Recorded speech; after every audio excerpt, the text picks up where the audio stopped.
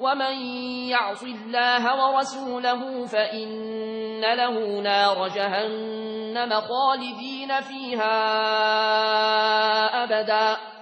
حتى إذا رأوا ما يوعدون فسيعلمون من أضعف ناصرا وأقل عددا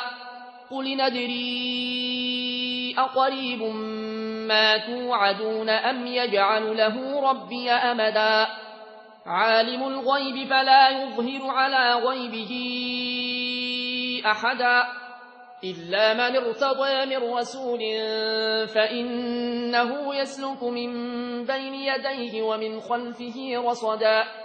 ليعلم أن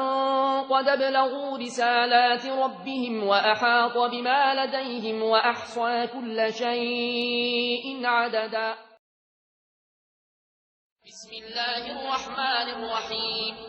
يا أيها المزمل قم الليل إلا قليلا نصفه أو انقص منه قليلا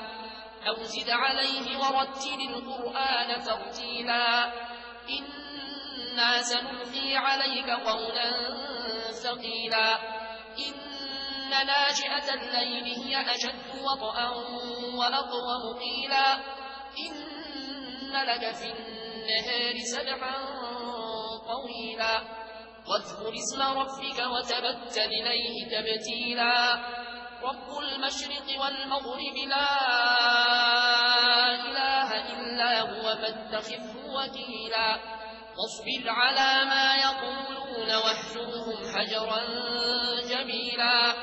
وذرني والمكذبين أولي النعمة ومهلهم قليلا إن